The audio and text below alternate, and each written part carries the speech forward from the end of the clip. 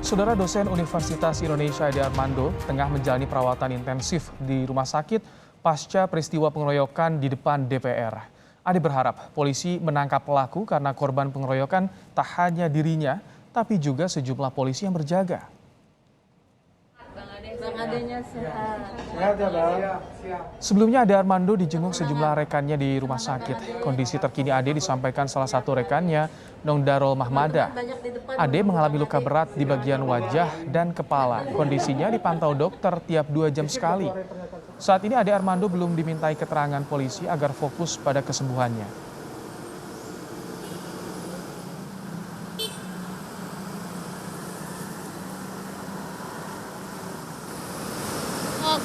Kalau ngelihat dari ininya lukanya kan memang serius ya, kayak misalnya seluruh muka itu kan lebam, dan tadi yang saya bilang bahwa misalnya hidung aja kan sekarang kerasa tuh.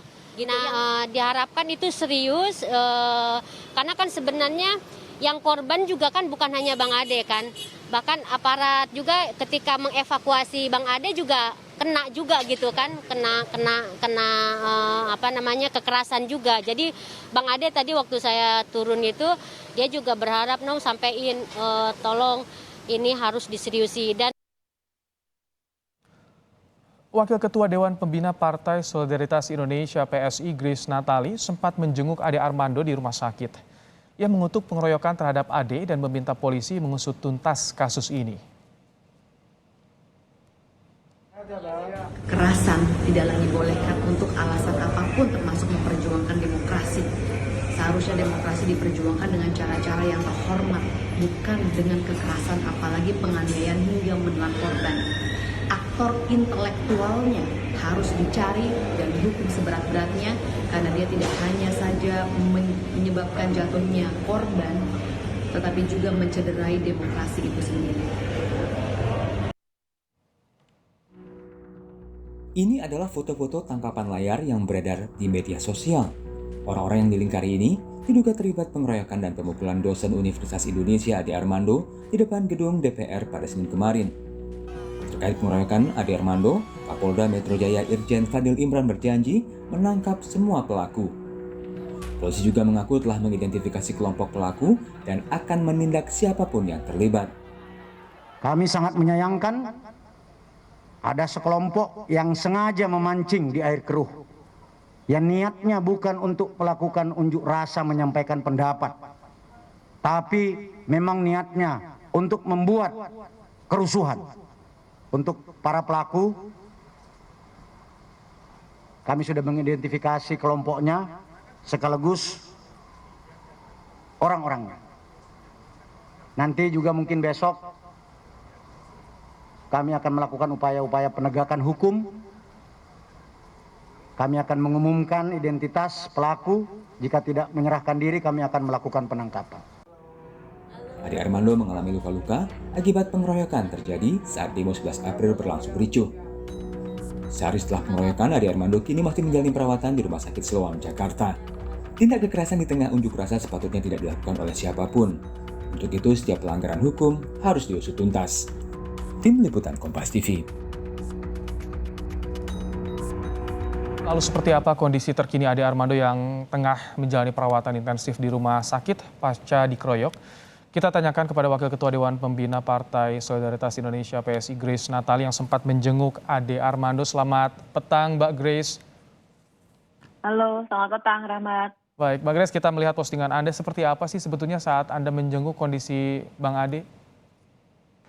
Bang Ade seperti bisa dilihat kalau fisik mengkhawatirkan ya, artinya lukanya cukup serius, mukanya babak belur, kemudian di bagian atas kepala itu juga ada perban karena berdarah cukup banyak, karena salah satu kameramen yang menyertai Bang Ade, anak didik yang sebenarnya Bang Ade bawa ke situ untuk belajar liputan demo, itu kan sempat menahan kepala Bang Ade, itu celananya banyak noda darah dari kepala Bang Ade. Bang Ade juga beberapa kali muntah darah begitu ya. Makanya kami khawatir tadinya ada luka internal gitu dari organ-organ dalam. Tapi setelah di CT scan ternyata organ dalamnya baik, dalam kondisi baik. Yang cedera agak parah memang di bagian kepala karena diinjak-injak dan dipukuli beramai-ramai oleh pelaku pengeroyokan sebagaimana video-video yang sudah banyak beredar kan bisa dilihat di situ. Pelaku memang sepertinya berusaha menumbangkan Bang Ade ke jalan, lalu kemudian diinjak beramai-ramai. Itu menyebabkan saat ini ada luka serius.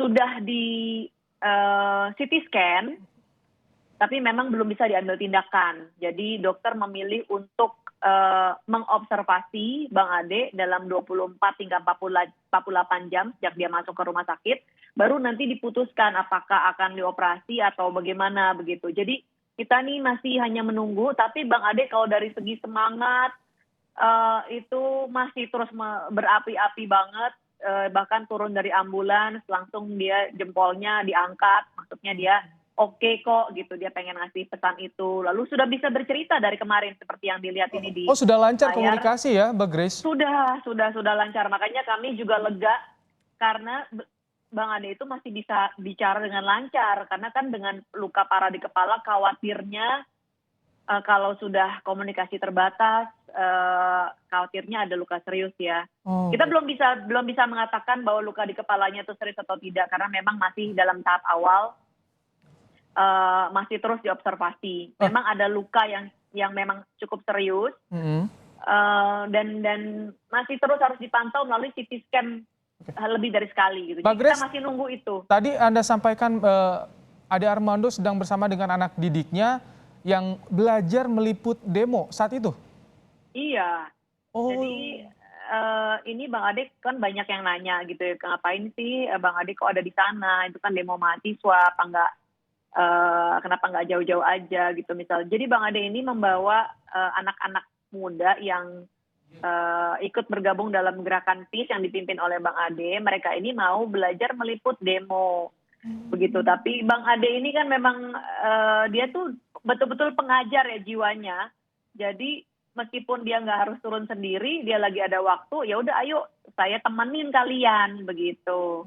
Jadi ada anak-anak yang ikut sama Bang Ade itu memang lagi belajar untuk meliput, sehingga Bang Ade kenapa ada di sana karena dia mendampingi anak-anak itu.